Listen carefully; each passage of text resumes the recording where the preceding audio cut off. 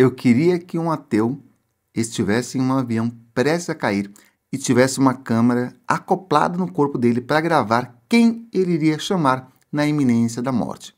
K, K, K, K, K, K, K, K. Tá bom? Vamos responder isso.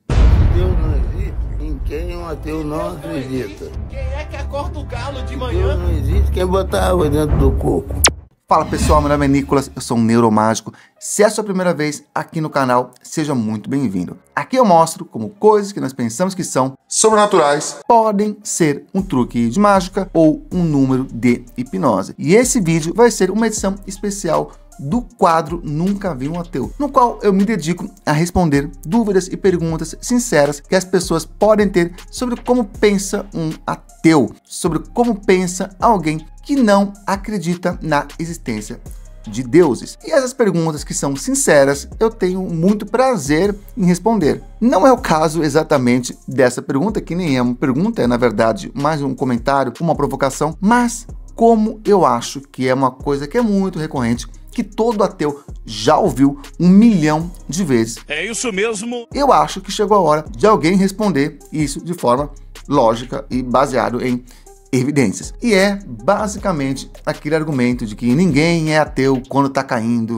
um avião. Bom, a mensagem que me chegou é exatamente essa aqui. Eu queria que um ateu estivesse em um avião prestes a cair e tivesse uma câmera acoplada no corpo dele para gravar quem ele iria chamar na iminência da morte. K, K, K, K, K, K, K, K. Bom, meu amigo, exceto pelo fato de você querer que alguém morra, basicamente, né?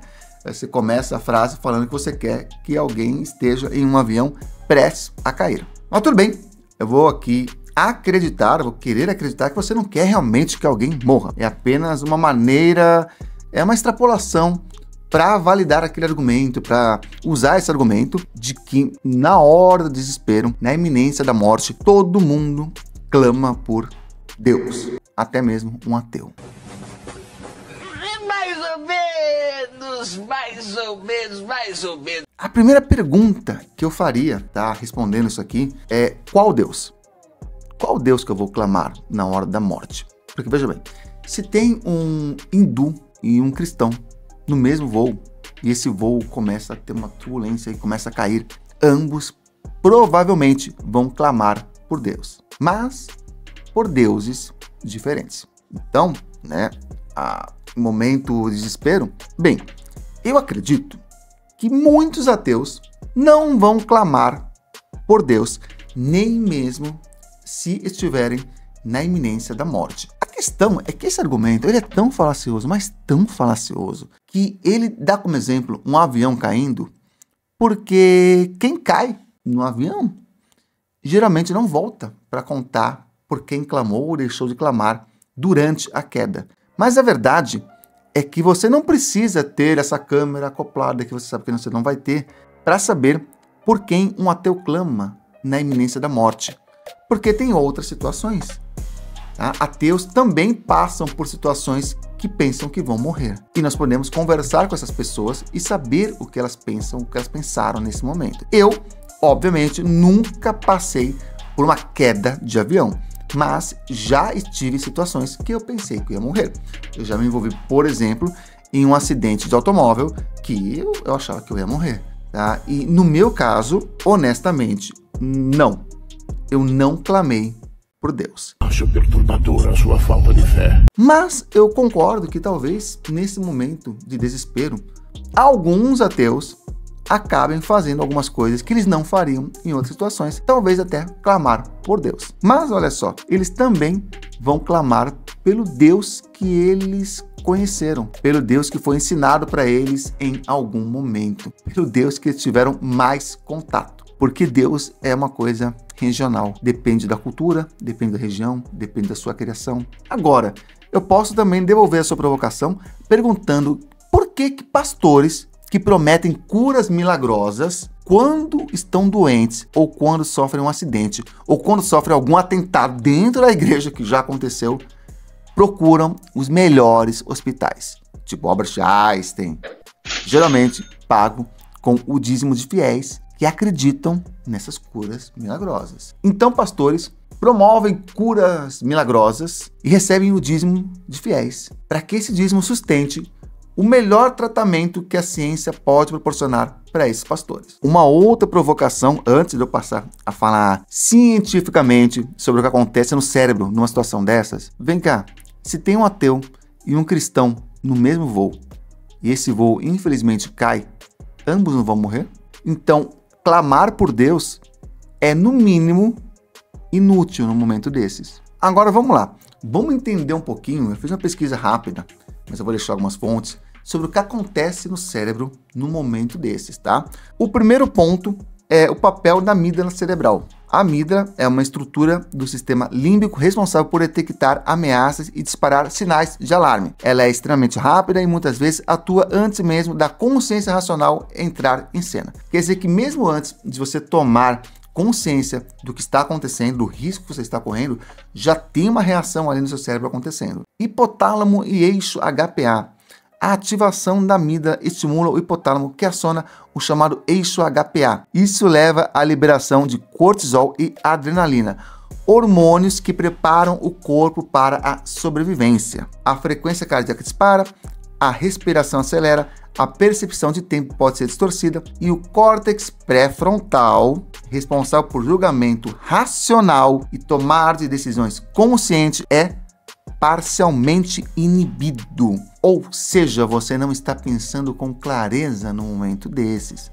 Você está operando do modo que alguns chamam de cérebro reptiliano, que é voltado apenas para sobrevivência imediata. Outra coisa que é muito comum no momento desse é você esvaziar o intestino, porque você vai precisar de força nos membros numa situação de emergência, né? Ou para lutar ou para correr. Então, geralmente não, mas é comum que em situações de pânico, de ameaça imediata, você esvazie ali o intestino. E nesse estado, é comum que você recorra a padrões meméticos, linguísticos ou culturais que estão profundamente enraizados, como gritar, meu Deus, mesmo que a pessoa não acredite em Deus. É a mesma coisa que gritar mãe quando você se machuca, mesmo que sua mãe não esteja perto ou não esteja nem viva. Você não faz isso esperando que sua mãe vá aparecer do nada, se materializar e vir tratar o seu machucado. É apenas uma resposta automática. Além disso, em condições extremas,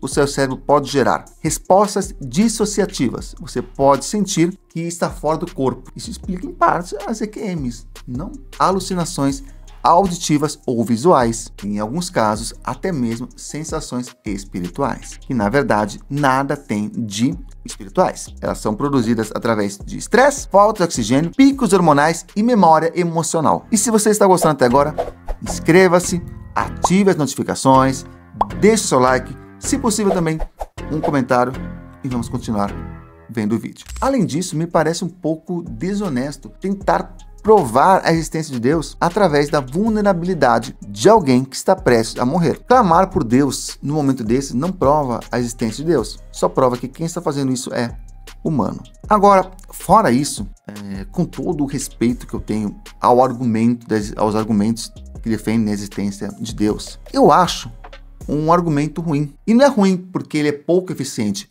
é ruim porque leva a crença em Deus para um lugar que não é legal estar quem acredita em Deus. Eu acho que tem argumentos melhores. Porque, veja bem, você está associando acreditar em Deus com respostas irracionais, com coisas que você faz no momento de pânico e cagar na calça. Sério, é uma resposta irracional. Você quer dizer que, porque ateus talvez estejam tão desesperados nesse momento que falariam, meu Deus, ou clamariam por Deus, isso tem alguma validade? Muito pelo contrário. Então, assim, basicamente, você estaria dizendo também que quem acredita em Deus normalmente, né, o tempo todo, está o tempo todo desesperado?